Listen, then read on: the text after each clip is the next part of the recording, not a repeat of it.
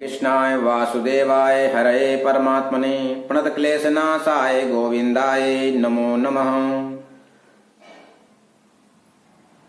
वासुदेवसुतं देवं कंसचाणूरमर्दनं देवकी परमानन्दं कृष्णं वन्दे जगद्गुरु। बोलिए सच्चिदानंद भगवान की जय, बोलिए भक्त वत्सल भगवान श्री कृष्ण की जय, बोलिए रामदूत हनुमान की जय, बोलिए भक्त और भगवान की जय। सज्जनों, आज ब्राह्मण का जीवन कैसा होना चाहिए, इस विषय पर चर्चा करेंगे।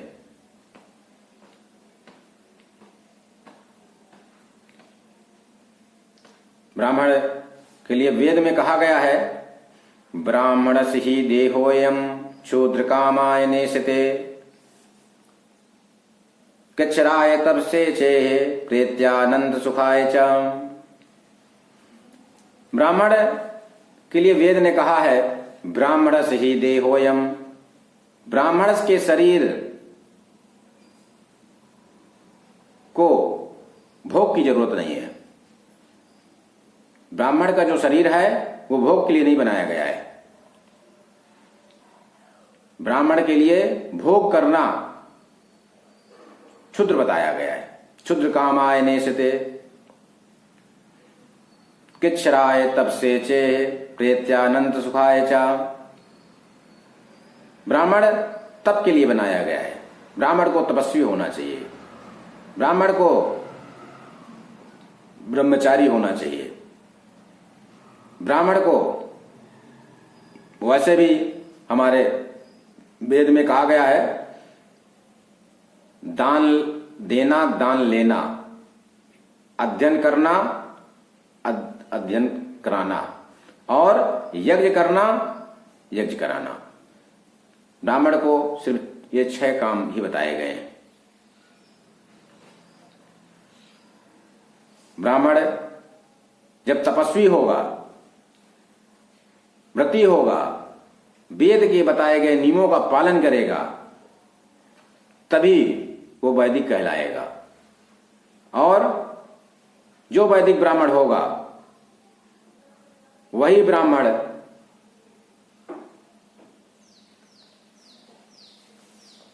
दूसरे लोगों का, अपने यजमान का भला कर सकता है।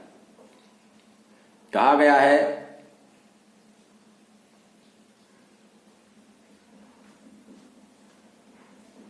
ग्रहाधीना जगत सर्वा मंत्राधीना देवता ते मंत्रा ब्राह्मणस्धीनस्तस्मात् ब्राह्मण देवता। सारा जगत ग्रहों के अधीन है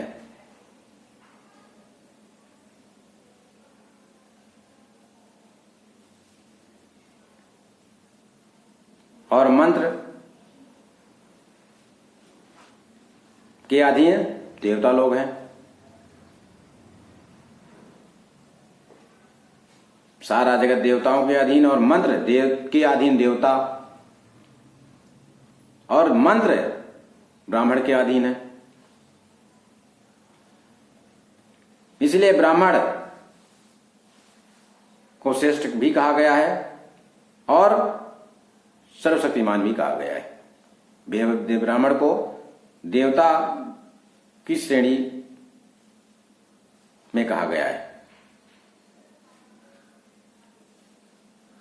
ब्राह्मण की इसीलिए पूजा होती है। ब्राह्मण भ्रष्ट हो गया, उसकी बात तो हम नहीं करते, क्योंकि भ्रष्ट जो पतित ब्राह्मण है वो किसी का भला नहीं कर सकता। ब्राह्मण वही है जो सत्य बोले, ब्राह्मण वही है जो यज्ञ करे, दान करे, तप करे। इसलिए ब्राह्मण को तपस्वी होना चाहिए, और जो तपस्वी है वही ब्राह्मण है। जो ब्राह्मण भोग और विलासिता में डूब गया है वो ब्राह्मण हो ही नहीं सकता। वो ब्राह्मण रूप में उसे अधम कह सकते हैं, अधम ब्राह्मण। भगवान ने श्रीमद् भागवत महापुराण में कहा है कि ब्राह्मण, कोई अगर जन्म से ब्राह्मण है तो ब्राह्मण कहलाता है वो। लेकिन जो अपने कर्मों से गिर गया है उसे हम अधम ब्राह्मण कह सकते हैं। ब्राह्मण में बहुत बड़ी शक्ति है, पर वो ब्रह्मचर्य का पालन करे, तपस्वी हो, त्रिकाल संध्या करे, ऐसा ब्राह्मण ही समाज का, अपना और अपने यजमान का भला कर सकता है।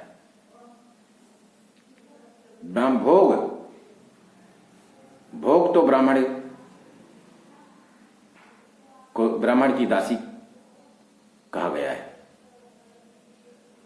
ऐसा कोई भोग नहीं है जो ब्राह्मण अपने तपोबल से न प्राप्त कर ले। कर्दम ऋषि जो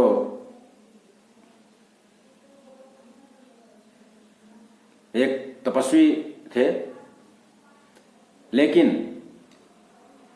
महाराज मनु की जो पुत्री देवहूति हैं उनका विवाह कर्दम ऋषि के साथ हुआ, और कर्दम ऋषि के ही पुत्र का नाम कपिल भगवान है, जिससे भगवान विष्णु ने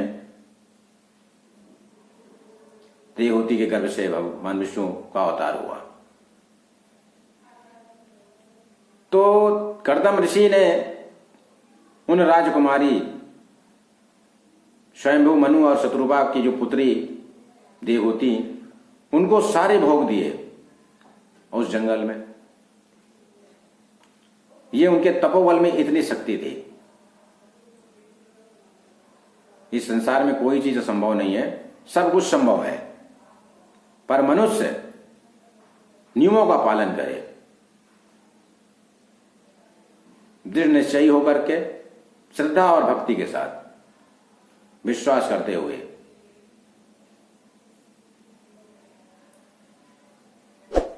निसंदेह फल अच्छा प्राप्त होगा।